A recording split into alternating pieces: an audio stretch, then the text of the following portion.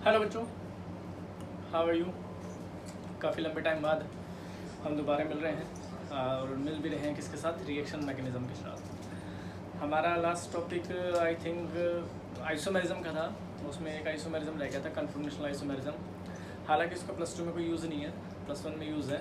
फिर टाइम लगेगा तो एक और आपके पास पर्टिकुलर लेक्चर में उसको बता दिया जाएगा। आज जो डिस्कस करेंगे ना, वो डिस्कस करेंगे आपके पास रिएक्शन मैकेनिज्म के बारे में, कि एक्चुअल में रिएक्शन मैकेनिज्म होती क्या है। क्योंकि देखिए, ये अपना ना लास्ट टॉपिक होगा। किसी भी यूनिट को पढ़ने से पहले अगर हम इनको ढंग से पढ़ लेते हैं ना, तो लगा लीजिए फिर यूनिट में कुछ नहीं बचता हमारे लिए। बहुत ही रेयर चांस होता है फिर यूनिट में हमारे पास सिर्फ 10-12% जो रिएक्शंस हैं उन पे ही हम लोग का काम होता है, बाकी सारी चीज़ें अपने कवर हो जाती है। आइसोमेरिज्म हम लोग पढ़ चुके हैं, नॉमेनक्लेचर हम लोग पढ़ चुके हैं, मैकेनिज्म अगर यहाँ पढ़ लेते हैं, टाइप्स ऑफ रिएक्शन यहाँ पढ़ लेते हैं, रिएक्शन इंटरमीडिएट पढ़ लेते हैं, तो फिर ये लगा लीजिए अपना काम बिल्कुल आसान हो गया है। यहाँ हम लोग सबसे पढ़ेंगे आपके पास क्या, रिएक्शन मैकेनिज्म की अगर बात करेंगे तो रिएक्शन मैकेनिज्म को पढ़ने से पहले हमें कुछ छोटे छोटे टूल्स के बारे में ज़रूर पता होना चाहिए। हालांकि हम लोग पहले इलेक्ट्रॉनिक डिस्प्लेसमेंट के बारे में पढ़ेंगे, electronic displacement of covalent bond, कि एक्चुअल में कोवेलेंट बॉन्ड का डिस्प्लेसमेंट किस तरह से होता है।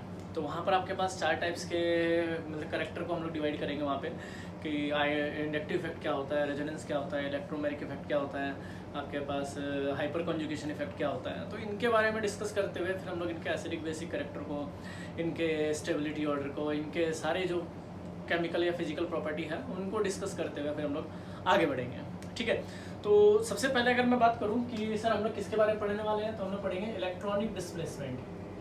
Electronic displacement of covalent bond,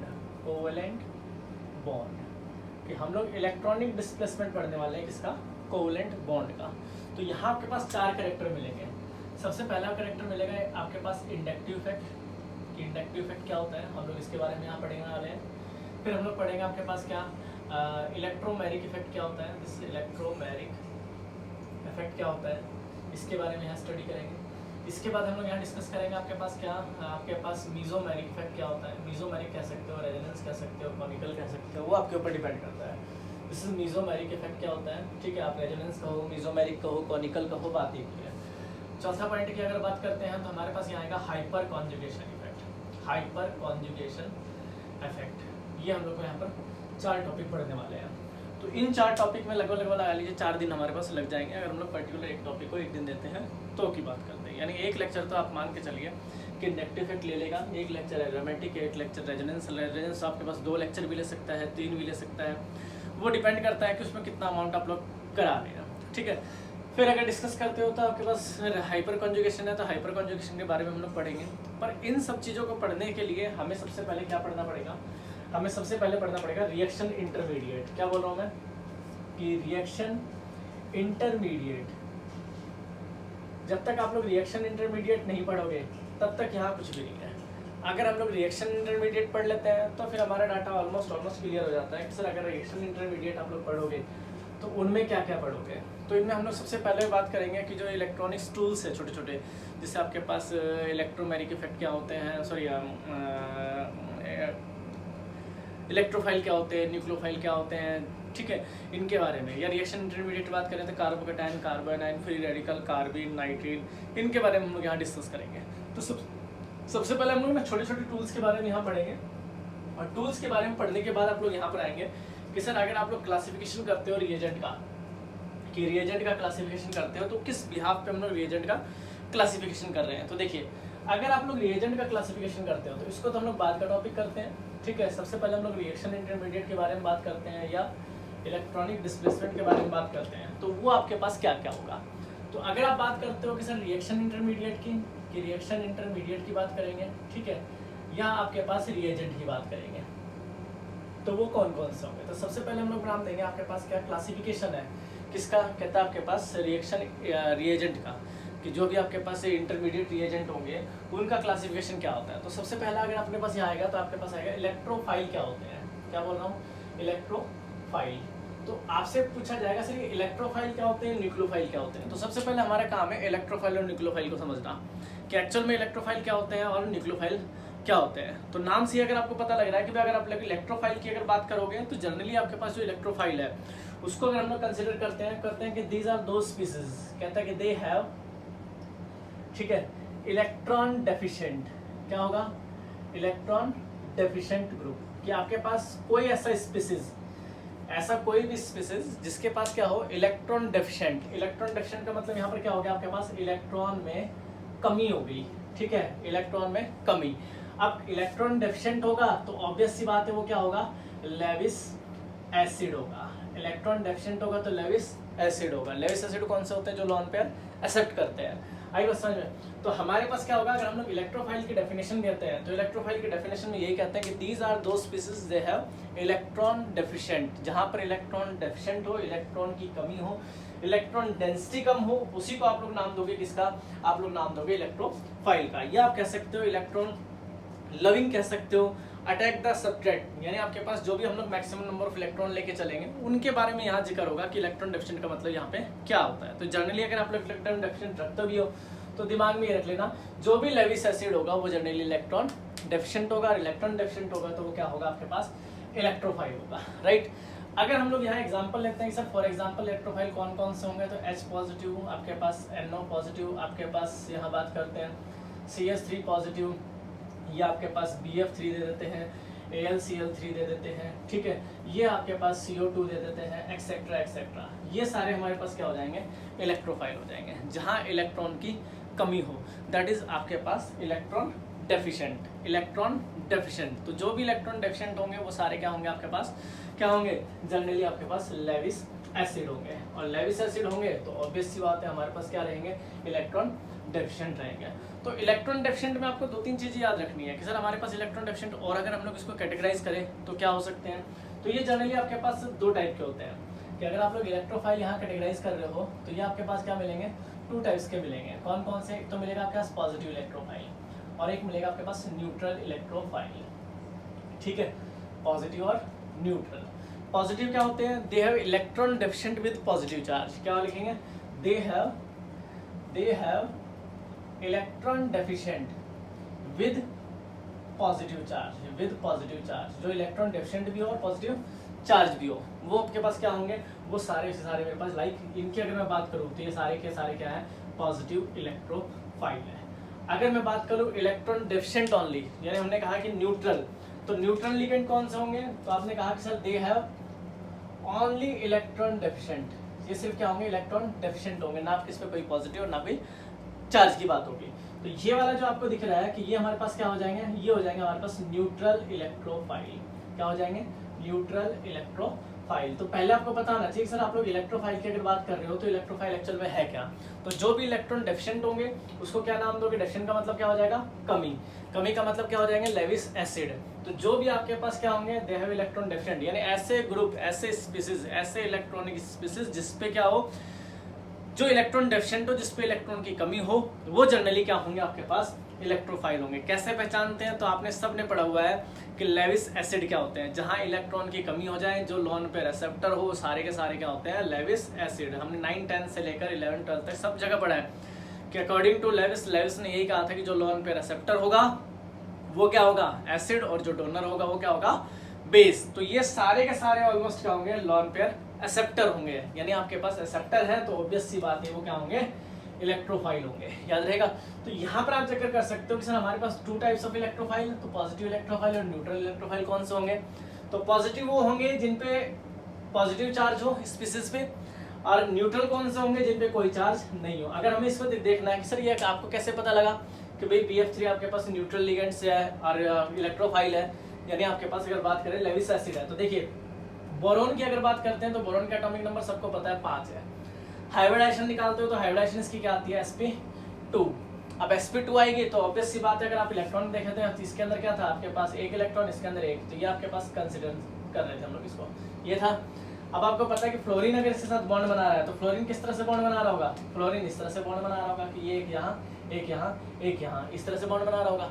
अब ये वाला जो ऑर्बिटल है आपको साफ दिख रहा है कि ये वाला ऑर्बिटल कंप्लीटली एम्प्टी है, तो यहाँ पर कोई आएगा तो ये क्या हो गया, लॉन पेयर एक्सेप्टर हो गया, और लॉन पेयर एक्सेप्टर हो गया तो क्या होगा आपके पास, ऑब्वियस सी बात है वो क्या होगा, एसिड होगा।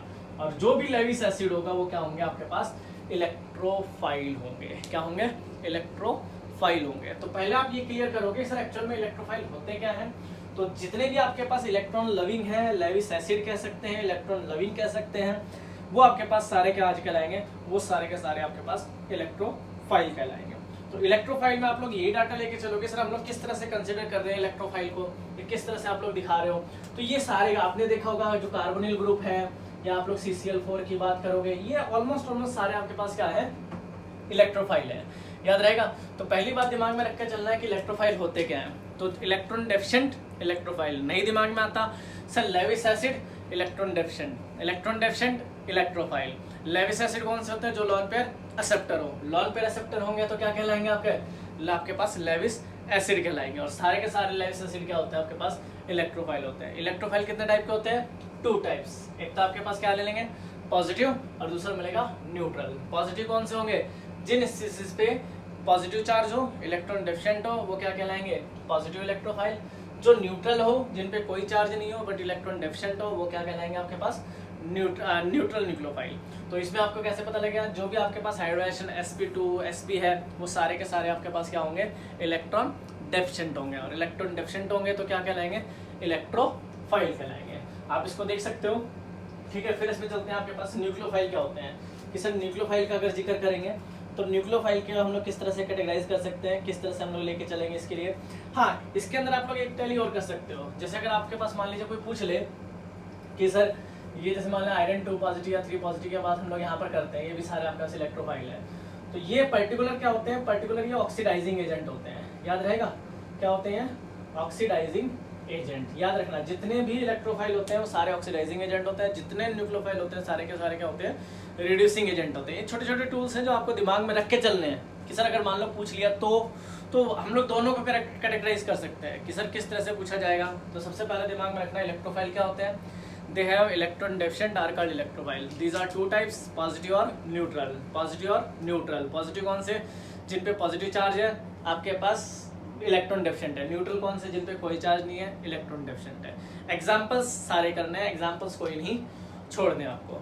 चलिए आगे देखते हैं। अगर आपके पास सर ये न्यूक्लियोफाइल क्या होता है, तो न्यूक्लियोफाइल का अगर कैरेक्टर लेके चलते हैं तो देखिए न्यूक्लियोफाइल क्या होते हैं आपके पास, इसको भी देख लेते हैं ढंग से। अगर हम बात करें न्यूक्लियोफाइल की कि सर न्यूक्लियोफाइल अगर लेके चलते हो तो जनरली इसको NU से दिखाएंगे, वैसे इसको पूरा लिख सकते हैं आपके पास न्यूक्लियोफाइल। ठीक है, न्यूक्लियोफाइल की अगर बात करते हो तो न्यूक्लियोफाइल क्या होते हैं, तो इसके लिए कहेंगे दे have electron efficient. They have electron efficient, या आप एफिशिएंट कह सकते हैं या हम लोग कह सकते हैं इलेक्ट्रॉन रिच। ठीक है, एफिशिएंट कह लीजिए चाहे इलेक्ट्रॉन रिच कह लीजिए, वो आपके ऊपर डिपेंड करता है। ठीक है, दे हैव इलेक्ट्रॉन एफिशिएंट। तो इलेक्ट्रॉन एफिशिएंट का मतलब ज्यादा। यहाँ पर आपके पास क्या हो गया, इलेक्ट्रॉन एफिशिएंट, और इसका मतलब क्या हो गया आपके पास, ज्यादा। यानी ऐसा स्पीसीज जहाँ पर इलेक्ट्रॉन की भरमार हो, जहाँ इलेक्ट्रॉन आपके पास एक्सेस में हो, वो सारे क्या होंगे, वो सारे के सारे आपके पास क्या कहलाएंगे, न्यूक्लियोफाइल कहलाएंगे। फॉर एग्जांपल अगर हम लोग बात करें तो Cl negative, OH negative, Br negative, cyanide negative. ठीक है, आपके पास और बात करें तो H2O, आपके पास अमोनिया, आपके पास एल्कोहल, आपके पास ईथर, आपके पास थायोईथर। ऐसे बहुत सारे एग्जांपल आ जाएंगे जिसको हम लोग जानते हैं कि जो आपके पास क्या कहलाएंगे, न्यूक्लियोफाइल कहलाएंगे। फिर यहाँ पर वही 2 पार्ट कि अगर सर न्यूक्लियोफाइल की अगर बात हो रही है तो न्यूक्लियोफाइल भी 2 टाइप के होते हैं, एक तो नेगेटिव न्यूक्लियोफाइल और एक आपके पास न्यूट्रल न्यूक्लियोफाइल। न्यूट्रल न्यूक्लियोफाइल और नेगेटिव न्यूक्लियोफाइल क्या होंगे, तो दे हैव, यहाँ कह सकते हो सीधा सीधा electron rich with negative charge. Electron rich with negative charge, वो आपके पास क्या होंगे, सारे नेगेटिव न्यूक्लियोफाइल होंगे। ये आपके पास क्या होंगे, they have only electron rich. ये सिर्फ क्या होंगे, electron rich without negative charge. बस समझ में आ गई। जिस पे नेगेटिव चार्ज है वो आपके पास क्या कहलाएंगे, आपके पास नेगेटिव न्यूक्लियोफाइल। जैसे लाइक अगर हम बात करें इनकी, तो ये सारे के सारे मेरे पास क्या है, ये सारे के सारे मेरे पास नेगेटिव न्यूक्लियोफाइल है, दिख रहे हैं। ठीक है, इनको हम लोग एम्बिडेंट लिगेंड्स भी बोलेंगे। क्या बोलेंगे, एम्बिएंट। कोई एम्बिएंट बोलता है, कोई एम्बिडेंट बोलता है, वो तुम्हारे ऊपर डिपेंड करता है। एम्बिएंट लिगेंड्स बोल सकते हैं, एम्बिएंट स्पीसीज बोल सकते हैं। एम्बिएंट हम लोग उसके लिए यूज करते हैं जिसके पास एक से ज्यादा डोनर एटम हो। एक से ज्यादा डोनर एटम हो तो उसके हम लोग एम्बिएंट स्पीसीज का इस्तेमाल करते हैं। आगे चल के हम लोग उसका एम्बिडेंट लिगेंड्स भी बोलते हैं। ठीक है, फिर आपके पास आता है कि सर न्यूट्रल कौन से होंगे, तो दे हैव इलेक्ट्रॉन रिच। तो जिन पे भी लॉन पेयर है, आप देखो इस पे 2 लॉन पेयर, इस पे 1 लॉन पेयर, इस पे 2 लॉन पेयर, इस पे 2 लॉन पेयर, इस पे 2 लॉन पेयर, ठीक है। तो ये सारे के सारे क्या हो गए, इलेक्ट्रॉन रिच हो गए। Electron rich with lone pair वो क्या कहलाएंगे, सारे न्यूट्रल न्यूक्लियोफाइल। अब आप सबको दिख रहा है कि इलेक्ट्रॉन रिच है तो सारे क्या होंगे, लेविस बेस होंगे। क्या होंगे, लेविस बेस, याद रहेगा। और लेविस बेस है तो सारे क्या होंगे, रिड्यूसिंग एजेंट। क्या होंगे, रिड्यूसिंग एजेंट। तो आपको पता होना चाहिए कि जितने न्यूक्लियोफाइल है कि दे हैव, आपके पास क्या होंगे, इलेक्ट्रॉन एफिशिएंट, वो सारे के सारे क्या होंगे, न्यूक्लियोफाइल। इलेक्ट्रॉन एफिशिएंट का मतलब क्या हो गया, इलेक्ट्रॉन रिच से हो गया। इलेक्ट्रॉन रिच का मतलब क्या हो गया, वहां पर इलेक्ट्रॉन क्लाउड ज्यादा से ज्यादा होगा, ऑक्टेट कंप्लीट हो रहा होगा, ऑक्टेट से भी ज्यादा होगा, हाइपर वैलेंट कंपाउंड होंगे। लाइक इसको हम लोग नाम देते हैं किसका, न्यूक्लियोफाइल का।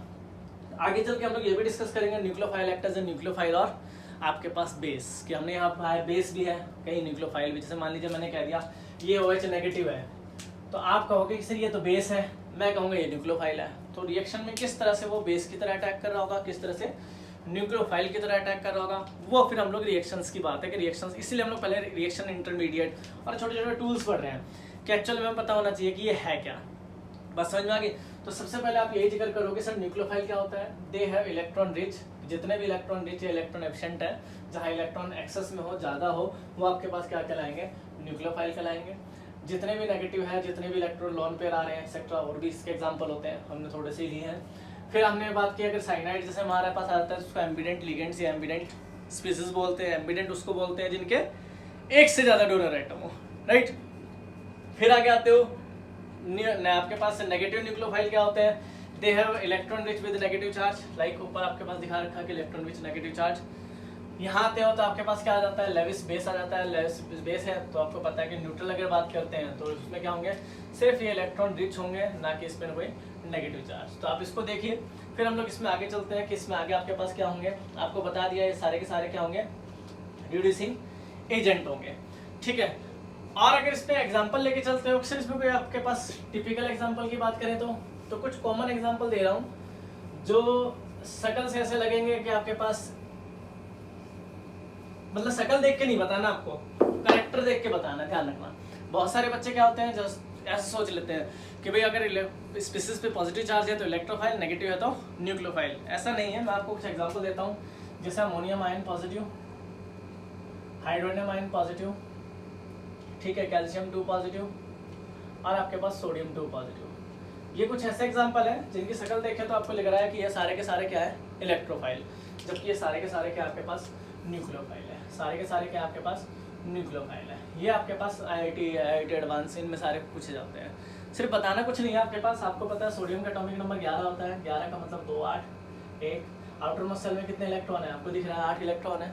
ऑब्वियस सी बात है, ऑक्टेट कंप्लीट है। ऑक्टेट कंप्लीट है तो इलेक्ट्रॉन क्या हो गए, रिच हो गए। रिच हो गए तो इलेक्ट्रॉन क्या कहलाएंगे, इलेक्ट्रोफाइल कहलाएंगे, सॉरी न्यूक्लियोफाइल कहलाएंगे। बस समझ में आ गई। तो ऐसे एग्जांपल आपको टैली करके चलने, नोट कर लीजिए इसको, नोट करके थोड़ा सा आप लोग आगे चलेंगे। फिर अगर बात करते हैं कि आपके पास कि इसको नोट करिए पहले,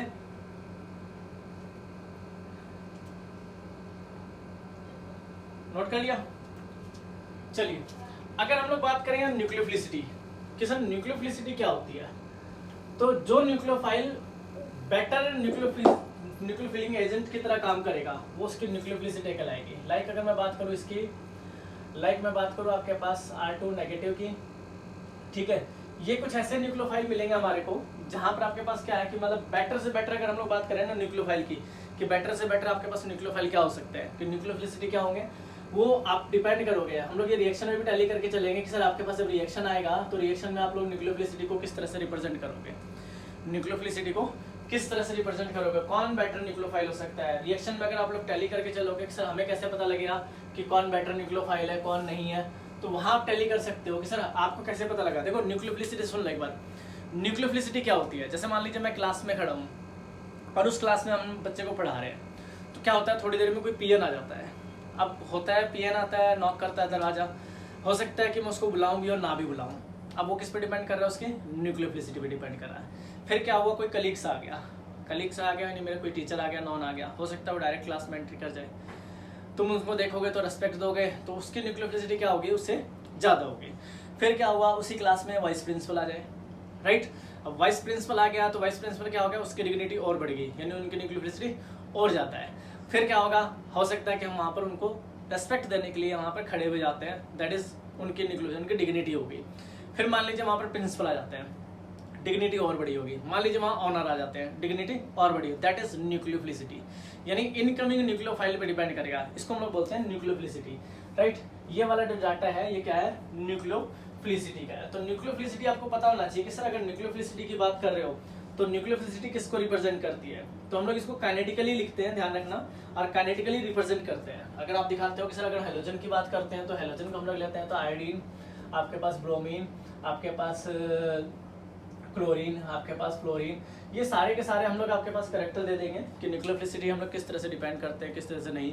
हर किसी की अलग अलग न्यूक्लियोफिलिसिटी आपको करेक्टर वाइज मिल जाएगी, ठीक है। वो हम लोग रिएक्शन के जब हम लोग देखेंगे कि कौन सा न्यूक्लियोफाइल कब कितनी जल्दी रिएक्ट करेगा, तो वहाँ हम लोग इसको करेक्टर फॉर्म में यूज़ करेंगे कि कौन बेटर न्यूक्लियोफाइल है कौन नहीं है, दैट इज कॉल्ड न्यूक्लियोफिलिसिटी, ठीक है।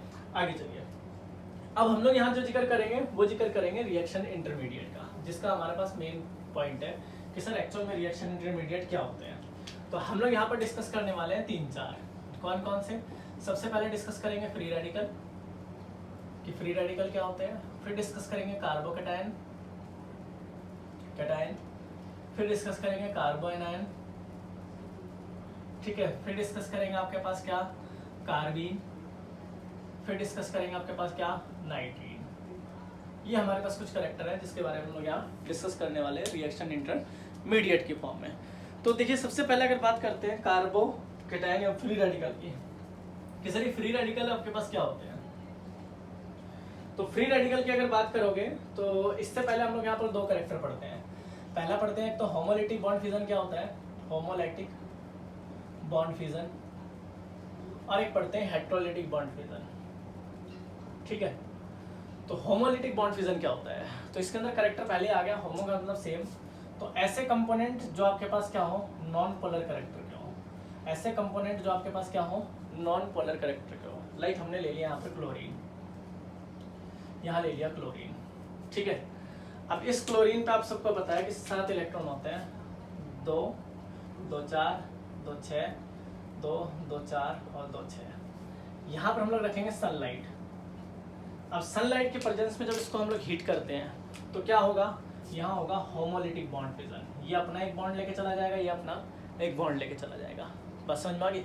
तो करेक्टर क्या कहेंगे, करेक्टर आपसे कहेंगे कि आपके पास सर बनेगा ये, यहाँ पर आपके पास ये, और यहाँ पर एक डॉट के साथ ये आ जाएगा, ये 2 मोल्स हो जाएंगे। तो ये सिंगल डॉट नोटेशन आपके पास क्या कहलाएगा जनरली, फ्री रेडिकल। क्या कहलाएगा जनरली, फ्री रेडिकल।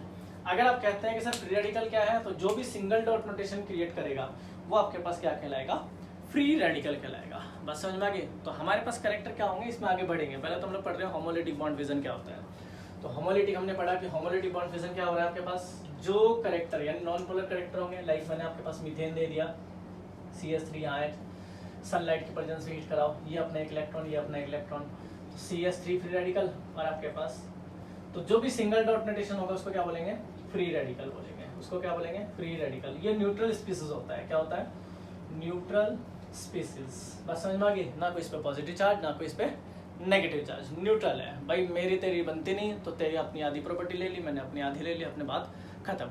ना तू पावरफुल ना मैं powerful, that is neutral species, यार राइट। तो हम लोग यहाँ डिस्कस कर रहे हैं होमोलिटिक बॉन्ड फ्यूजन, उसमें से करेक्टर निकल गया है फ्री रेडिकल। सिमिलर अगर बात करते हैं किसकी, हेट्रोलिटिक की, कि हेट्रोलाइटिक बॉन्ड फ्यूजन क्या होते हैं। तो हेट्रोलिटिक की अगर बात करोगे तो हेट्रो का मतलब क्या होता है, डिफरेंट। हेट्रो का मतलब क्या होता है बेटा, डिफरेंट। तो हेट्रो का मतलब अगर हम लोग बात करते हैं तो यहाँ ले लीजिए कोई पोलर करेक्टर, यहाँ हम लोग स्पेशली बात करेंगे पोलर मॉलिक्यूल्स की। पोलर का मतलब जिनकी इलेक्ट्रॉन नेगेटिविटी हाई हो। तो जब यहाँ बंटवारा होगा तो किस तरह से होगा, तो आपको दिख रहा है साफ कि सर अगर यहाँ बंटवारा होता है तो ये अपना एक इलेक्ट्रॉन नहीं ले जाके ये अपना एक इलेक्ट्रॉन, ये क्या होगा, कंप्लीट ट्रांसफर ऑफ इलेक्ट्रॉन होगा। जिनकी इलेक्ट्रॉन नेगेटिविटी ज़्यादा होगी सारे के सारे इलेक्ट्रॉन उसकी तरफ चले जाएंगे, तो चार्ज डेवलप होगा, एक पॉजिटिव और एक नेगेटिव। तो यहीं से जन्म हुआ किसका, इलेक्ट्रोफाइल और न्यूक्लियोफाइल का। अगर मान लीजिए मेरे पास KOH है, हम लोग इसको डिसोसिएट करते हैं तो क्या मिलेगा, K पॉजिटिव और OH नेगेटिव। अगर हमारे पास यहाँ पर HCl है, इसको डिसोसिएट करते हैं तो H पॉजिटिव और Cl नेगेटिव। बस समझ में आ गई। हमारे पास यहाँ करेक्टर किस पे आ रहे हैं, एक इलेक्ट्रोफाइल और दूसरे न्यूक्लियोफाइल पे। देखिए यहाँ पर जन्म हुआ न्यूक्लियोफाइल का, यहाँ जन्म हुआ इलेक्ट्रोफाइल का, यहाँ जन्म हुआ किसका, फ्री रेडिकल का। बस समझ में आ गई। तो दो टाइप्स के हमारे पास फ्यूजन होंगे, एक तो होमोलिटिक बॉन्ड फ्यूजन और एक हेट्रोलिटिक बॉन्ड फ्यूजन। तो होमो का मतलब क्या होगा, होमो का मतलब होगा जो नॉन पोलर करेक्टर होंगे उनके अगर अंदर सनलाइट की प्रेजेंस में या आपके पास कोई अल्ट्रावायलेट रेडिएशन के प्रेजेंस में पार्शियली ट्रांसफर ऑफ इलेक्ट्रॉन हो। पार्शियली ट्रांसफर का मतलब ना तेरे पास ना ज़्यादा मेरे पास, बराबर बराबर। उसमें आपके पास क्या होंगे, फ्री रेडिकल डॉट नोटेशन, वो क्या कहलाएगी आपके पास, फ्री रेडिकल। ये आपके पास इस तरह की जो क्लीवेज होगी वो क्या कहलाएगी आपके पास, हेट्रोलिटिक बॉन्ड फ्यूजन। इसको नोट करिए, ठीक है।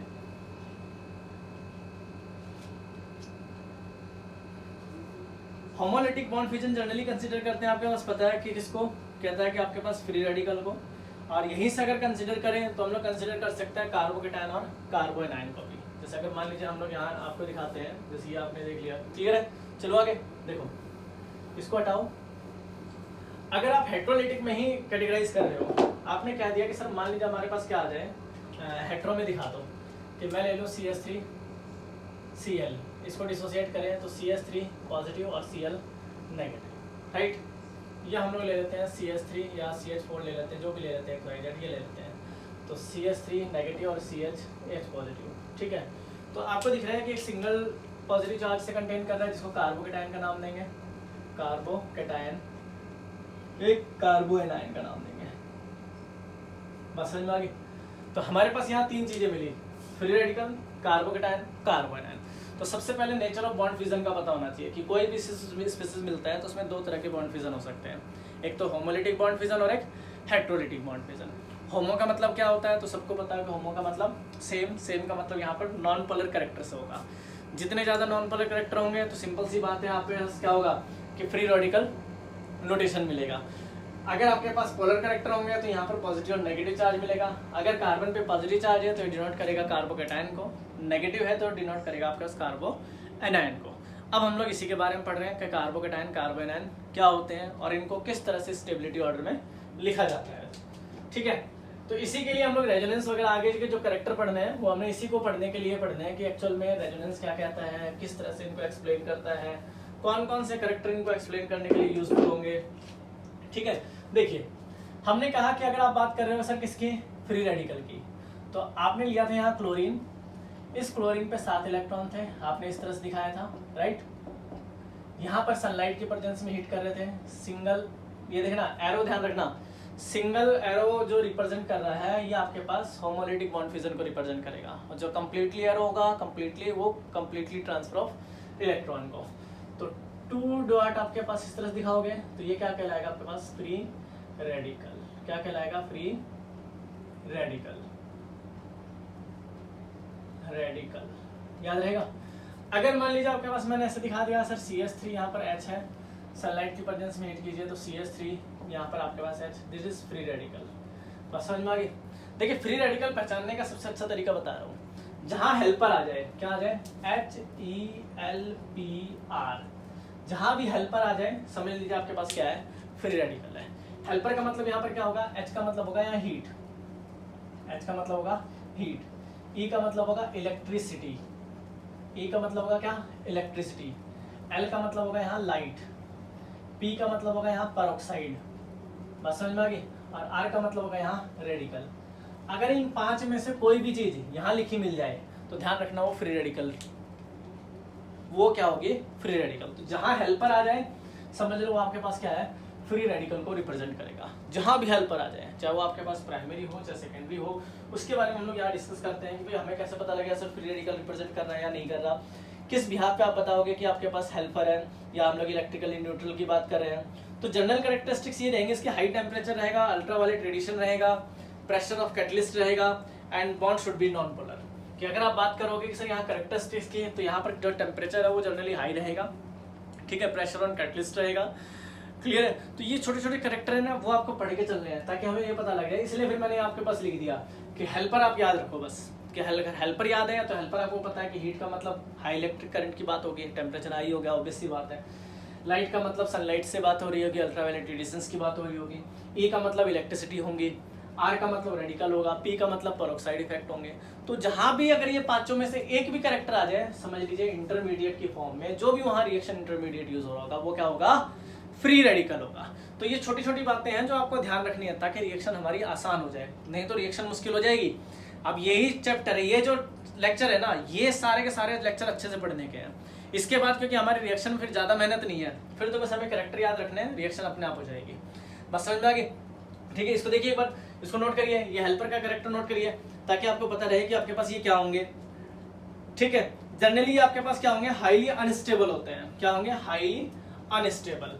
हाईली क्या होंगे, अगर मान लीजिए इस कैरेक्टर के बारे में पूछता है, ये आपके पास ट्रायंगुलर प्लेनर हो जाएगा। ठीक है, हाईली अनस्टेबल हो जाएंगे, हाईली अनस्टेबल होंगे। बस समझ में आ गया? तो ये छोटे छोटे कैरेक्टर हैं जो आपको याद रखने हैं ताकि कहीं आपको पॉइंट छूट ना जाए। तो इन कैरेक्टर्स के बिहाफ पे हम लोग आगे बढ़ सकते हैं कि सर एक्चुअल में फ्री रेडिकल क्या क्या देते हैं। अगर प्राइमरी फ्री रेडिकल हो गया, सेकेंडरी हो गया, टर्सरी हो गया, तो हम लोग उसको किस तरह से रिप्रेजेंट करेंगे। तो देखिए उसको रिप्रेजेंट करते हैं हम कि अगर बात करें primary, secondary, tertiary free radical की, सर वो क्या कैरेक्टर है, कौन कौन से हैं, किस तरह से यूज करेंगे, तो आपको दिखाता हूँ मैं। देखिए अगर हम बात करें प्राइमरी, सेकेंडरी, टर्सरी की, तो आपको दिखा देता हूँ मैं कि यहाँ एल्काइल ग्रुप है, यह कार्बन, यहाँ आपके पास एल्काइल, ये कार्बन, ये फ्री रेडिकल हो गया। यहाँ आपके पास एल्काइल, ये कार्बन, यहाँ ऐसे दिखा दो, ये फ्री रेडिकल हो गया। यहाँ एल्काइल, यहाँ आपके पास कार्बन, यहाँ आपके पास H हो गया, यहाँ H हो गया, ये फ्री रेडिकल दिखा दो। ठीक है, तो आपके देख रहे हैं ये सारे प्राइमरी, सेकेंडरी, टर्सरी आपके पास फ्री रेडिकल है। अगर आपको स्टेबिलिटी दिखानी है कि सर स्टेबिलिटी आप किसके बिहाफ पे दिखाते हो, कि अगर हम लोग यहाँ स्टेबिलिटी दिखाए कि stability of free radical, stability of free radical, कि फ्री रेडिकल की अगर स्टेबिलिटी दिखानी है तो ध्यान रखना प्राइमरी आपके पास क्या होगा, least stable, then secondary, then tertiary. तो tertiary, then secondary, then primary. यहाँ क्या लिख सकते हो, मिथाइल फ्री रेडिकल लिख सकते हो। ठीक है, तो हम लोग यहाँ जिक्र करेंगे क्योंकि अल्काइल ग्रुप होगा तो हम लोग यहाँ फिर इंडक्टिव इफेक्ट का जिक्र करेंगे। तो आपको पता है कि एक कार्बन के 3 ग्रुप अटैच होते हैं तो टर्सरी होगा, 2 अटैच होते हैं तो सेकेंडरी, 1 अटैच होता है तो प्राइमरी, देन मिथाइल ग्रुप है। तो स्टेबिलिटी अगर आप दिखाते हो तो आपके पास क्या होगा, tertiary, then secondary, then primary and then methyl free radical. ये आपके पास कैरेक्टर मिलेंगे। बस समझ में आ गई? इसके अलावा अगर आप बात करते हो कि सर और अगर हम लोग बात करें कौन कौन से, तो यहाँ पर आपके पास कैरेक्टर मिलेंगे कौन से, देखिए बेंजाइल, एलाइल, ठीक है, tertiary, then primary, sorry then secondary, then primary, then methyl free radical. ये कैरेक्टर हमें याद रखने हैं कि सर हमें कैसे पता लगेगा कि भाई आपके पास बेंजाइल ज्यादा फ्री रेडिकल शो करेगा या ज्यादा स्टेबिलिटी शो करता है। जैसे हमने यहाँ दिखा रहे हैं ये बेंजाइल हो गया, सबको पता है ना बेंजाइल, CH2 यहाँ फ्री रेडिकल, ये आपके पास हो गया एलाइल, CH2, CH और CH2। हम कह रहे हैं which of the one stable, तो हम कह रहे हैं ये स्टेबल होगा। तो रीजन क्या दोगे आप, तो रीजन दोगे ड्यू टू रेजोनेंस, या लिखेंगे due to mesomeric structure, due to mesomeric structure. तो मीजोमेरिक कहो चाहे रेजोनेंस कहो, बात एक ही है। बात समझ में आ गई? मीजोमेरिक कहो चाहे रेजोनेंस कहो, क्योंकि इसका जब रेजोनेंस बनाएंगे तो इसके 4 रेजोनेंस बनेंगे, जब इसका रेजोनेंस बनाएंगे तो इसके 2 रेजोनेंस बनेंगे। ये हम लोग रेजोनेंस में डिस्कस करेंगे। आपसे यहाँ पूछ सकता है कि भाई आपके पास बेंजाइल ज्यादा स्टेबल या एलाइल ज्यादा स्टेबल, तो आप कहोगे बेंजाइल ज्यादा स्टेबल, क्योंकि बेंजाइल के 4 रेजोनेटिंग स्ट्रक्चर बनते हैं। जनरली हम लोग बनाएंगे तो टोटल हम लोग इसके 5 बनाएंगे, हम लोग रेजोनेंस में यहाँ डिस्कस करेंगे इसके बारे में। एलाइल में अगर आप देखोगे तो एलाइल में कितने बनेंगे, 2 बनेंगे। तो इनकी स्टेबिलिटी बताने के लिए आपको ध्यान में रखना पड़ेगा कि सर हम लोग कैसे कैरेक्टर पढ़ेंगे, मेसोमेरिक स्ट्रक्चर पढ़ेंगे, यानी रेजोनेंस पढ़ेंगे। तो रेजोनेंस में फ्री ऑटोमेटिक क्लियरिफाई हो जाता है। बट ये बात आप जनरल ध्यान रखोगे कि कल को अगर फ्री रेडिकल की स्टेबिलिटी पूछ ले तो स्टेबिलिटी आपके पास क्या होगी, benzyl, then allyl, then tertiary, then secondary, then primary, then methyl. तो ये कैरेक्टर आप नोट करेंगे और नोट करने के बाद हम लोग इसमें आगे चलेंगे कि सर आगे आकर आप लोग बात करते हो कि इनकी स्टेबिलिटी को अगर रिप्रेजेंट करें कि कार्बोकेटायन है या इनकी बात करें, तो ध्यान रखना एक तो छोटी सी बात आप लेके चलोगे, इनके सबके हाइब्रिडाइजेशन जो मिलेंगे वो क्या मिलेंगे, sp2 मिलेंगे। इसके क्या मिलेंगे, sp2 मिलेंगे। इसके क्या मिलेंगे, sp2 मिलेंगे। इसके क्या मिलेंगे, sp2 मिलेंगे। इनके क्या मिलेंगे, सबके sp2 हाइब्रिडाइजेशन मिलेंगे।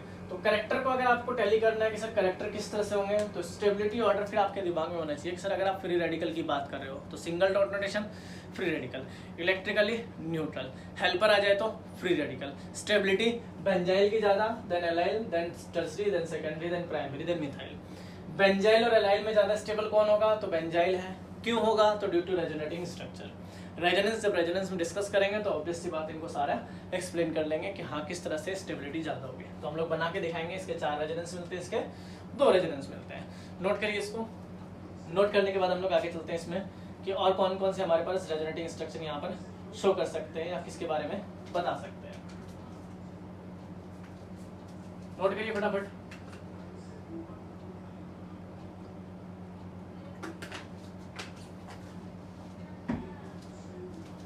आगे देखिए, ये तो आपके पास क्या हो गया, फ्री रेडिकल की बात होगी।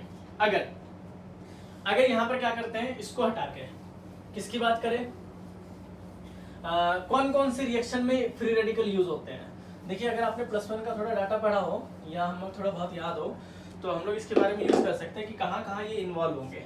तो आपके पास कहाँ कहाँ इन्वॉल्व होंगे, अगर मैं बात करूँ वुड्स रिएक्शन की, वुड्स रिएक्शन, इसके अंदर रिएक्शन इंटरमीडिएट में आपके पास क्या यूज होंगे, फ्री रेडिकल होंगे। सेकंड बात करें तो आपने रिएक्शन सुनी होगी Kolbe's electrolytic reaction, Kolbe's electrolytic reaction, electrolytic reaction. ये एक ऐसी रिएक्शन है जो एल्केन, एल्कीन, एल्काइन तीनों बनाती है। तो यहाँ भी आप लोग किसका इस्तेमाल करोगे, इनके लिए इस्तेमाल करोगे। तीसरा अगर आपके पास आता है तो आपने सुना होगा मार्कोनिक और एंटी मार्कोनिक ऑफ रूल। तीसरी अगर बात करें तो मार्कोनिक, एंटी मार्कोनिक ऑफ रूल। तो मार्कोनिक की अगर हम लोग बात करें तो वहाँ नहीं पढ़ा था हमने, एंटी मार्कोनिक में पढ़ा था, एंटी मार्कोनिक ऑफ एडिशन। वहाँ पर आप लोग किसका जिक्र करोगे, फ्री रेडिकल का। अगर हम लोग बात करें जितनी भी आपके पास सब्स्टिट्यूशन रिएक्शन है, सब्स्टिट्यूशन रिएक्शन ऑफ एल्केन, इन सब में आपके पास जो रिएक्शन इंटरमीडिएट है वो क्या है, यहाँ पे फ्री रेडिकल है। तो क्या है, फ्री रेडिकल है। तो ये जो छोटे छोटे कैरेक्टर ही आपको याद रखने हैं। वुड्स रिएक्शन आपने सबने पढ़ी हुई है, आगे भी हम लोग पढ़ेंगे, फिर दोबारा पढ़ेंगे। तो वहाँ पर हम लोग जो रिएक्शन इंटरमीडिएट या बीच में यूज हो रहा होगा वो क्या होगा, फ्री रेडिकल। कुछ पहचानने की जरूरत नहीं है, क्योंकि आपको पता है Wurtz reaction in presence of sunlight होती है। सनलाइट होगी तो हेल्पर, वही वाला बात आ गई। कॉल्ब इलेक्ट्रिसिटी की बात करेगा, कॉल्ब इलेक्ट्रोलाइट की बात करेगा तो इलेक्ट्रिसिटी का यूज हो रहा है। एंटी मार्कोनिक की बात करेंगे तो पेरोक्साइड, इसमें जो रिएक्शन में बता रहे हैं तो इसमें क्या यूज हो रहा है, पेरोक्साइड। दिखाऊंगा मैं आगे चल के। इसमें क्या यूज हो रहा है, इलेक्ट्रिसिटी। इसमें क्या यूज हो रहा है आपके पास, सनलाइट। इसमें क्या यूज हो रहा है आपके पास, सब्स्टिट्यूशन रिएक्शन बात करेंगे तो कोई भी यूज हो सकता है, रेडिकल भी यूज हो सकता है, ठीक है, सनलाइट भी यूज हो सकता है, कोई भी यूज हो सकता है।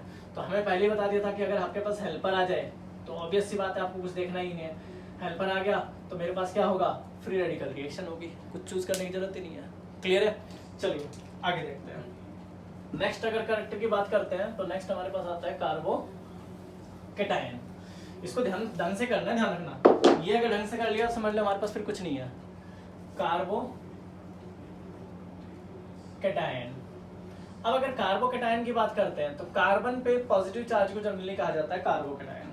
क्या बोल रहे हैं, अगर कार्बन पे आपके पास कोई पॉजिटिव चार्ज आ जाए, यानी इलेक्ट्रॉन वैलेंस आपके पास क्या हो जाए कि अगर हम लोग बात करते हैं 6 electron in the valence shell, कि 6 इलेक्ट्रॉन मिल जाए आपके पास किसमें, वैलेंस सेल, तो वो मेरे पास क्या होगा, तो वहां बता सकते हो कि सर मेरे पास इनके जो कैरेक्टर होंगे वो आपके पास किसको रिप्रेजेंट करेंगे, कार्बोकैटायन को रिप्रेजेंट करेंगे। तो कार्बोकैटायन की अगर बात करते हो तो आपको पता है सर कार्बन पे जो पॉजिटिव चार्ज होगा इस तरह से दिखाएंगे, यहाँ पर एक ऑर्बिटल, यहाँ एक ऑर्बिटल, यहाँ पर H, यहाँ पर H, इस तरह से दिखाते हैं, यहाँ H दिखाएंगे। ये वैकेंट ऑर्बिटल होता है, वैकेंट ऑर्बिटल, वैकेंट ऑर्बिटल, ठीक है। हाइब्रिडाइजेशन इसकी दिखाओगे तो क्या दिखाओगे, sp2 दिखाओगे। कार्बन पे पॉजिटिव चार्ज कार्बोकैटायन क्या कंटेन करेगा, sp2 हाइब्रिडाइजेशन कंटेन करेगा। वैलेंस इलेक्ट्रॉन कितने होंगे, 6 वैलेंस इलेक्ट्रॉन कंटेन करेगा, 6 वैलेंस इलेक्ट्रॉन कंटेन करेगा। बस समझ में आ गई। तो ये स्पीसीज आपके पास क्या रहेगा, उसको हम लोग बोलेंगे कार्बोकैटायन बोलेंगे। कार्बन पे positive charge, they have contain 6 electron in valence shell, are called carbocation. कि अगर आप इसको देखते हो यहाँ पर हम लोग कार्बन की 4 वैलेंसी पूरी करते हैं, तो जब मैंने यहाँ पॉजिटिव चार्ज रखूंगा तो आपको पता है कि जब ये एक एक H यहाँ से जुड़ेंगे तो आपको पता है कि एक बॉन्ड बनाने में 2 इलेक्ट्रॉन कंट्रीब्यूट करते हैं, 1 2 1 2 1 2। तो इनके आपके पास इलेक्ट्रॉन कितने हो गए, 6 हो गए। अब 6 वैलेंस इलेक्ट्रॉन जो भी कंटेन करेगा वो क्या कहलाएगा, कार्बोकैटायन कहलाएगा। हाइब्रिडाइजेशन क्या होगी उसकी, sp2। तो ये छोटा सा कैरेक्टर आपको याद रख के चलना है कि सर अगर कार्बन पे पॉजिटिव चार्ज आ जाए तो कार्बोकैटायन को आप क्या बोलोगे, यानी कार्बन को क्या बोलेंगे, इसको कार्बोकैटायन sp2 हाइब्रिडाइजेशन कंटेन करेगा, पॉजिटिव चार्ज कंटेन करेगा, इनकम्प्लीट ऑक्टेट होगा कार्बोकैटायन का, ठीक है। स्टेबिलिटी आपके पास सिमिलर मिलेगी जो हम लोग पीछे पढ़ के आए थे फ्री रेडिकल की, कि tertiary is more stable then secondary then primary then methyl. ये स्टेबिलिटी जो हमने किसकी पढ़ी थी, स्टेबिलिटी हमने किसकी पढ़ी थी, फ्री रेडिकल की, सिमिलर आपके पास किसकी मिलेगी, कार्बोकैटायन की, यानी टर्सरी ज़्यादा स्टेबल होगा than secondary then primary than आपके पास मिथाइल ग्रुप। और भी अगर आप करेक्टर की बात करते हो, पहली बात ये समझ में आ गया कि सर कार्बन की क्या होगा, कार्बोकैटायन कार्बन पे positive charge, they have contain 6 electron in valence electron, it is containing to sp2 hybridization, hybridization sp2 है, आपको पता है sp2 होगा तो एंगल इसका कितना होगा, करीब 120 डिग्री के पास, समझ में आ गए, 120 डिग्री हो गया तो ऑब्वियस सी बात है sp2 हाइब्रिडाइजेशन कंटेन करेगा, sp2 हाइब्रिडाइजेशन कंटेन करेगा तो इलेक्ट्रॉन डेफिशिएंट होगा, इलेक्ट्रॉन डेफिशिएंट होगा, स्टेबिलिटी ऑर्डर टर्सरी की ज्यादा than secondary then primary and then methyl. अगर इसको कैरेक्टर वाइज दिखाते हो आप तो कैसे दिखाओगे, देखो इसी तरह से दिखा के चलोगे कि सर अगर सिमिलर आप कैरेक्टर शो करते हो कार्बोकैटायन का तो हम लोग कैसे शो करेंगे कि यहाँ पर आपके पास R, यहाँ R, यहाँ R, दिस, यहाँ R, यहाँ R, यहाँ H, दिस, यहाँ R, यहाँ आपके पास H, यहाँ H, दिस, यहाँ आपके पास CH, H, H, ये क्या हो गया, क्लियर है।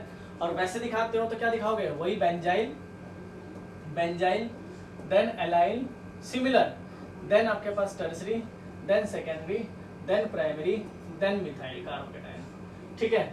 इसमें एक सेम कैरेक्टर होगा कि भाई बेंजाइल और एलाइल की अगर बात करोगे कि सर बेंजाइल ज्यादा आपके पास कार्बोकैटायन शो करेगा, यानी स्टेबल शो करेगा एज कम्पेयर टू एलाइल, तो रीजन क्या दोगे, तो रीजन आपके पास वही है, due to mesomeric structure, due to resonance, क्या लिखेंगे, ड्यू टू मेसोमेरिक स्ट्रक्चर, कि जितना ज्यादा रेजोनेंस उतना ज्यादा स्टेबिलिटी। तो इसके आपके पास 4 रेजोनेटिंग स्ट्रक्चर बनेंगे, इसके वही आपके पास 2 रेजोनेटिंग स्ट्रक्चर बनेंगे, तो स्टेबिलिटी आपके पास किसकी ज्यादा होगी, तो ऑब्वियस सी बात है बेंजाइल की ज्यादा होगी, इसी को हम लोग बेंजाइल बोलते हैं, याद रहेगा, बेंजीन पे CH2 ग्रुप।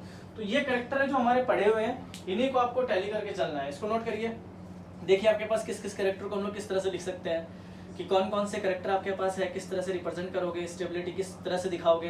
तो ये कैरेक्टर जितना आप लेके चलोगे उतना आपके लिए बढ़िया रहेगा, जितना आप लोग लेके चलोगे कि आपके पास सर हमारे पास ये इस तरह से दिखा सकते हैं, तो आपके लिए उतना ही बेनिफिट है कि किस कैरेक्टर को किस तरह से रिप्रेजेंट करना है। और भी एग्जांपल हमारे पास मिलते हैं, स्टेबिलिटी ऑर्डर अगर आपको दिखानी है कि सर और स्टेबिलिटी ऑर्डर दिखाते हैं, तो भी बहुत सारे कैरेक्टर है हमारे पास, ऐसा नहीं है कि कम कैरेक्टर है, दुनिया भर के कैरेक्टर हैं, कि किसी तरह से भी आप लोग उसको रिप्रेजेंट कर सकते हो, ठीक है, बात समझ में आ गई। इसमें आगे और चलते हैं, तो अगर जर्नल दिखा रहे हो तो जर्नल तो इसको याद रखोगे, और कैरेक्टर लेके चलने हैं कि सर अगर हम लोग इसमें यहाँ ट्राइफिनाइल को भी कंपेयर करते हैं बेंजाइल के साथ या एलाइल के साथ, तो वहाँ आपके पास थोड़ा सा गड़बड़ हो सकती है, कि वहाँ इसको छोड़ के इसको तो यहाँ ले लेना, ठीक है, और यहाँ पर आप ले लोगे टर्सरी को, ये कैरेक्टर मिलेगा आपके पास, याद रहेगा। और भी कैरेक्टर है, मान लीजिए हमारे पास साइक्लोप्रोपाइल हो, जैसे मैं दिखाता हूँ आपको, देखिए सारे लिख के, ताकि आपको थोड़ा सा याद आ जाए कि ऐसे कैरेक्टर हमने। ऑर्डर अगर मैं स्टेबिलिटी ऑर्डर लिखता हूँ सबके कंप्लीटली, कि साइक्लोप्रोपाइल को कंसीडर करके अगर मैं लिखूँ यहाँ पे, तो ट्राई साइक्लोप्रोपाइल होंगे कार्बोकैटायन के साथ, ये रहा, ठीक है, 1, यहाँ मिलेगा आपके पास 2,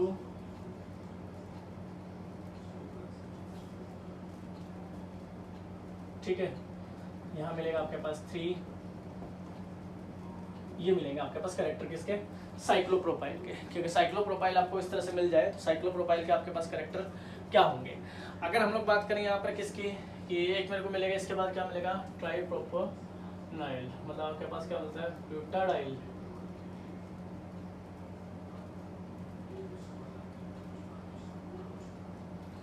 ये मिलेगा आपके पास, ठीक है।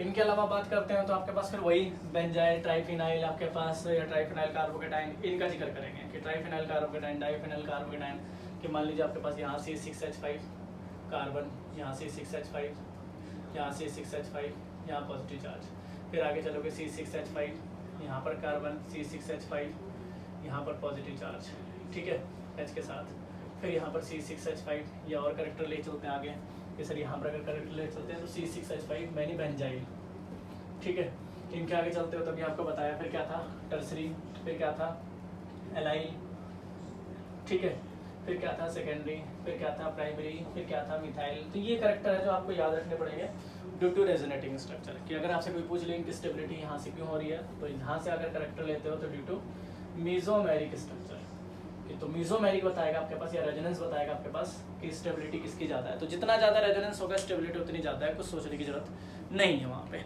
बस समझ में आ गई, इसको नोट करिए। फिर आगे देखते हैं। तो ऐसे बहुत सारे करेक्टर मिल जाएंगे, तो सारे करेक्टर तो हम लोग लिख नहीं सकते, बट फिर भी है कि आप लोग जितने ज़्यादा आपको एग्जाम्पल मिलते हैं आप सारे एग्जाम्पल टैली करके चलेंगे, कोई भी एग्जाम्पल छोड़ेंगे नहीं, ठीक है।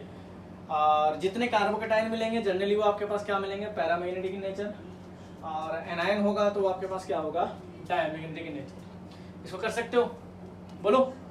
चलिए आगे अगर देखते हैं तो हमारे पास क्या आता है, कार्बन पे अगर नेगेटिव चार्ज है तो उसको क्या बोलते हैं, कार्बो एनायन। कार्बन पे अगर नेगेटिव चार्ज है तो उसको क्या बोलेंगे आपके पास, कार्बो एनायन। कि कार्बन पे अगर सर नेगेटिव चार्ज दे रहे हो आप तो उसको क्या बोलेंगे, कार्बो एनायन।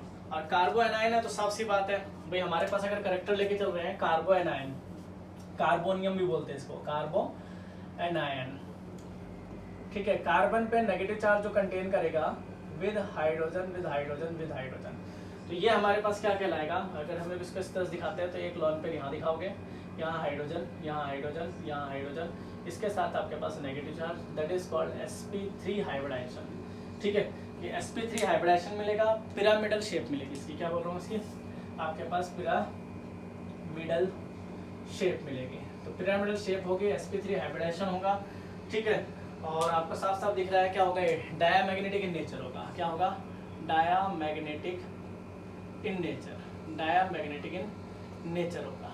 तो ये कुछ कैरेक्टर होंगे जो आप लोगों को टैली करके चलने पड़ेंगे कि सर कार्बोकेटायन और कार्बो एनायन में सिमिलरिटी और डिसिमिलरिटी क्या है।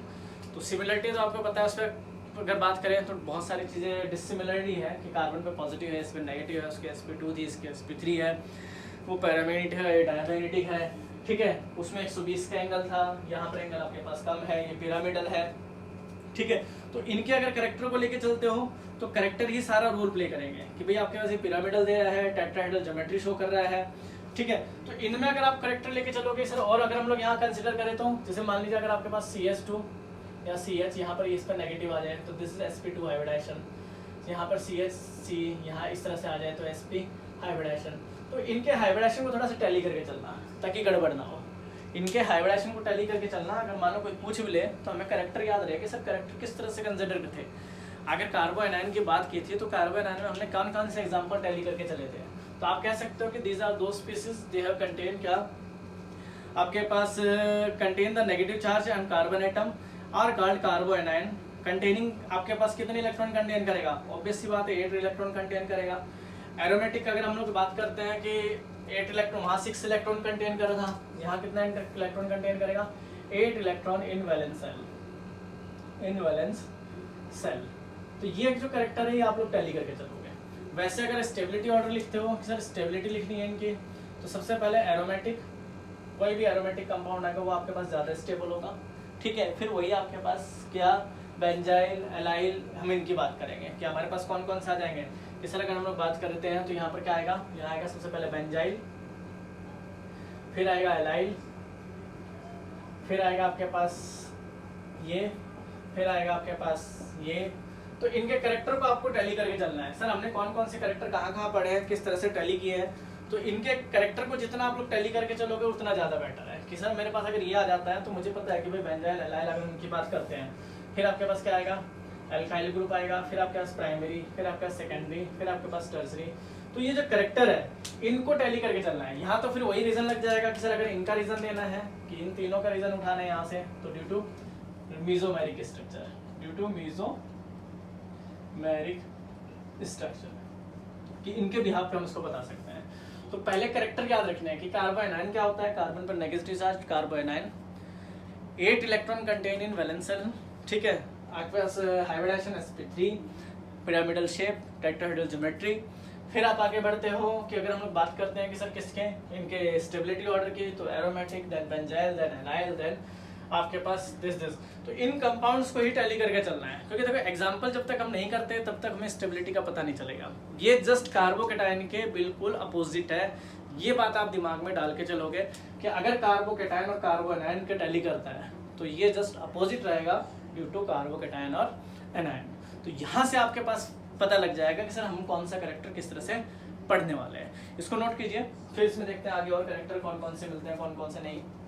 कि अगर हम लोग बात करते हैं कौन कौन से ग्रुप को कंटेन करेंगे, किसके साथ कंटेन करेंगे, तो स्टेबिलिटी आपके पास बढ़ेगी अगड़ेगी। तो मान लीजिए अगर हम लोग nitro, cyanide, ester, carbocation, halogen या फिनाइल अगर इंक्रीज करते हैं तो स्टेबिलिटी कार्बो एनायन की इंक्रीज हो जाती है। मान लीजिए हम अगर रिंग पे, किसी भी रिंग पे या किसी अल्काइल ग्रुप पे हमने नाइट्रो, साइनाइड इनको लगाया कि नाइट्रो, साइनाइड, एस्टर इन ग्रुप को लगाते हैं और हम लोग फिर वहाँ स्टेबिलिटी देखते हैं तो उसकी स्टेबिलिटी जनरली इंक्रीज होती है। ये बात आप ध्यान रख के चलोगे, इसको नोट कीजिए। फिर इसमें आगे चलते हैं कि और कौन से कैरेक्टर हम लोग यहाँ टैली करेंगे। फिर आप आगे चलते हो तो उसके अलावा हम लोग और कैरेक्टर पढ़ेंगे। अभी यहाँ पे डिफरेंट कैरेक्टर है कि जितना ज़्यादा हम लोग ग्रुप यहाँ पर अटैच करते जाएंगे उतना हमारे पास यहाँ पर डाटा नया मिलता चला जाएगा। कि सर अगर आपके पास कोई डाटा है तो आप बताइए कि ये कौन कौन से होंगे, कौन कौन से नहीं, किस तरह से इसको रखते हैं, किस तरह से यूज़ करते हैं। तो यहाँ थोड़ा सा करेक्टर है कि यहाँ अगर आप करेक्टर ढंग से पढ़ के चलते हो तो वहाँ थोड़ा सा बेनिफिट हो जाता है कि किस तरह से करेक्टर आइडेंटिफाई करने हैं। ठीक है, तो आगे चलते हैं। देखिए क्लियर है, ठीक है, इसको ढंग से करना है, ढंग से करना है, इसके एग्जाम्पल्स करना है। एग्जाम्पल मैं आपको फॉरवर्ड कर दूंगा। फिर भी जब तक आप एग्जाम्पल नहीं करते तब तक कोई फायदा नहीं है, क्योंकि सारा खेल एग्जाम्पल्स का इसमें। ठीक, चलिए एक और छोटा सा करेक्टर रह गया, वो देख लेते हैं, फिर हमारा ये कंप्लीट हो जाएगा। फिर हम लोग कल पढ़ेंगे इसके अंदर रिएक्शन इंटरमीडिएट के साथ मैकेनिज्म के पार्ट में इलेक्ट्रॉनिक डिस्प्लेसमेंट के बारे में। एक छोटा सा टॉपिक और आता है इसमें, कार्बीन। सर कार्बीन क्या होता है? तो कार्बीन जनरली हम लोग बोलते हैं, जैसे मान लीजिए मेरे पास यहाँ क्लोरोफॉर्म है CH2Cl, यहाँ CH, यहाँ Cl, ये कोई न्यूक्लियोफाइल है। आपको पता है कि न्यूक्लियोफाइल कहाँ से अटैक करता है? बैक बॉन्ड पीछे से अटैक करता है। तो ये किसको ले जाएगा? इस वाटर को ले गया। यहाँ से क्लोरीन जाएगा तो नेगेटिव फॉर्म में जाएगा। तो आपको पता है जब क्लोरीन यहाँ से गया तो ये बॉन्ड यहाँ पर एज इट इज बच गया। तो इस बॉन्ड पे यहाँ पर 2 इलेक्ट्रॉन के साथ क्या आ जाएंगे? CCl2। तो ये जो डबल डॉट नोटेशन है ना, क्या बोल रहा हूँ? Double dot notation, double dot notation. तो ये मेरे पास क्या कहलाएगी? ये मेरे पास कहलाएगी कार्बीन। कि अगर एक ही ऑर्बिटल में आपके पास क्या आ जाए? 2 इलेक्ट्रॉन कंटेन कर जाए, या आपके पास अलग अलग ऑर्बिटल में हो सकते हैं, पर एक कार्बन पे अगर 2 इलेक्ट्रॉन कंटेन करते हैं तो दिट इज कार्बीन। क्या बोलेंगे इसको? कार्बीन। हाईली अनस्टेबल आपके पास होता है, अगर मैं बात करूं हाईली रिएक्टिव होता है, शॉर्ट लिव्ड होगा आपके पास, कम टाइम के लिए बनता है, हाईली रिएक्टिव रहेगा। आपके पास अगर बात करते हो कि डायगोनल होगा इन ज्योमेट्री, 6 इलेक्ट्रॉन कंटेन करेंगे इन आउटरमोस्ट सेल। कि अगर हम लोग बात करते हैं 6 इलेक्ट्रॉन कंटेन करेगा आउटरमोस्ट सेल के अंदर। कि अगर आप यहाँ से टैली करते हो तो इसमें आपके पास क्या मिलेंगे? 6 electron in outer shell, outer shell. ठीक है, तो ये मेरे पास क्या कहलाएगा? कार्बीन। कार्बीन को भी जनरली हम लोग 2 टाइप्स में डिवाइड करेंगे। सर कौन कौन से कार्बीन होते हैं? तो एक मिलेगा सिंगलेट, सिंगलेट, एक मिलेगा आपके पास ट्रिपलेट। ठीक है, सिंगलेट और एक ट्रिपलेट। अगर कार्बन पे एक ही ऑर्बिटल में 2 इलेक्ट्रॉन कंटेन कर रहे हैं, क्या कर रहा हूँ? एक ही ऑर्बिटल में 2 इलेक्ट्रॉन कंटेन कर रहे हैं तो क्या कहलाएगा? सिंगलेट, जिसकी हाइब्रिडेशन क्या होगी आपके पास? sp2। अगर एक ही ऑर्बिटल, यानी हम लोग बात करें 2 ऑर्बिटल ऐसे अलग अलग और उसमें पैरेलल स्पिन में आपके पास इस तरह से इलेक्ट्रॉन मिले, that is triplet carbon, hybridization मिलेगी sp। ये आपके पास आईडी का क्वेश्चन आया हुआ है कि सर कार्बन कितने टाइप के होते हैं? तो carbon 2 types of carbon, singlet carbon होता है और ट्रिपलेट कार्बन होता है। सिंगलेट कार्बन एक ही ऑर्बिटल में अपोजिट स्पिन में 2 इलेक्ट्रॉन मिलेंगे, that is called singlet carbon, hybridization sp2 मिलेगी। अगर 2 ऑर्बिटल अलग अलग है, पैरेलल स्पिन में आपके पास मिलते हैं, हाइब्रिडेशन क्या मिलेगी? sp। इसको हम लोग क्या नाम दे रहे हैं? कार्बीन। हम लोग यहाँ पर कौन सी रिएक्शन यूज करेंगे? एक आपके पास यूज करोगे कार्बोलामाइन रिएक्शन, एक यूज करेंगे रीमर टीमर रिएक्शन, कि रीमर टीमर में यूज होगा और कार्बोलामाइन में यूज होगा। तो वहां थोड़ा सा आप लोग इसका ध्यान रख सकते हैं कि सर ट्रिपलेट और अगर हम लोग सिंगलेट की बात करते हैं तो कहाँ इसके बारे में कौन कौन से कैरेक्टरिस्टिक्स हम लोग यूज करेंगे, कि सिंगलेट क्या है, ट्रिपलेट क्या है। तो मैंने आपको यहाँ जिक्र कर दिया, रीमर टीमर रिएक्शन यूज करेंगे कि रीमर टीमर में आपके पास कहाँ आएगा? सिंगलेट कार्बन क्या होते हैं, ट्रिपलेट क्या होते हैं। ठीक है। एक आप लोग यूज़ करेंगे कार्बालामाइन रिएक्शन के अंदर कि कार्बालामाइन रिएक्शन में कहाँ कहाँ यूज़ हो गया। तो आपको पता है डबल डॉट नोटेशन कोई भी कार्बन कंटेन करेगा तो क्या कहलाएगा, कार्बीन कहलाएगा। क्या कहलाएगा, कार्बीन। 2 टाइप्स ऑफ कार्बीन होंगे, ट्रिपलेट कार्बीन और सिंगलेट। एक ऑर्बिटल में 2 इलेक्ट्रॉन अपोजिट स्पिन में हुए तो क्या कहलाएगा, सिंगलेट। अगर 2 ऑर्बिटल अलग अलग हैं उसमें आपके पास पैरेलल स्पिन में है तो क्या कहलाएगा, ट्रिपलेट। एक का आयोडाइजेशन sp2, एक का आयोडाइजेशन sp। ये नीट का क्वेश्चन है, आया हुआ क्वेश्चन है कि ट्रिपलेट कार्बन की हाइब्रिडाइजेशन क्या होती है, ट्रिपलेट कार्बन की हाइब्रिड। ध्यान रखना सिलेबस में बहुत कम यूज होता है इसलिए बहुत कम बच्चे इसको ध्यान रखते हैं। अदरवाइज बिल्कुल सिंपल चीजें हैं, जैसे हम लोग करेक्टर पढ़ के आए हैं वैसे ही करेक्टर लेके चलना है। अगर चौथे करेक्टर की बात करते हैं नाइट्रीन की, तो नाइट्रीन भी जस्ट ऐसा ही है कि अगर आपके पास एक नाइट्रोजन पे 2 इलेक्ट्रॉन तो इस तरह से दिखाई रहे हैं 2 इलेक्ट्रॉन और आप दिखा दो, अगर इस तरह से दिखाओगे यहाँ से तो वही सिंगलेट और ट्रिपलेट कंसिडर करेगा। बस समझ में आ गई। अगर नाइट्रीन की भी दिखाते हो कि सर नाइट्रीन अगर आप बताना चाह रहे हो तो नाइट्रीन भी कैसे है, तो नाइट्रीन भी सिमिलर इसी तरह से हम लोग टैली कर सकते हैं। हालांकि इसका यूज़ कम है, आगे हायर क्लासेस में इसका ज़्यादा यूज़ है, बट फिर भी हम लोग यहाँ टैली करके चलेंगे। सर अगर हम लोग क्या पढ़ रहे हैं, हम लोग अभी रिएक्शन इंटरमीडिएट के बारे में पढ़ रहे थे, carbocation, कार्बोएनायन, free radical, reaction intermediate कौन कौन से बनेंगे, ठीक है, स्टेबिलिटी किस बिहाफ पे लिखते हैं। तो इनके जितने एग्जाम्पल जब तक नहीं करेंगे तब तक कोई फायदा नहीं है। ताकि अब तो मैंने ये बता दिया है, जब बीच बीच में फिर मैं यूज़ करूंगा तो आपको पता होना चाहिए। कार्बिन मैंने डबल डॉट नोटेशन को बोला था, वहाँ भी 2 टाइप्स ऑफ कार्बिन थे, सिंगलेट था और ट्रिपलेट था। तो ये सारा डाटा जब तक आप क्लियर नहीं करके चलते माइंड में तब तक कुछ क्लियर नहीं होगा। बस समझ में आ गए। तो पहले आप लोग इसको क्लियर करोगे, इसको क्लियर करने के बाद फिर हम लोग आगे चैप्टर में इन्हीं को डिस्कस करेंगे, आगे कंटिन्यू करेंगे। ठीक है, थैंक यू।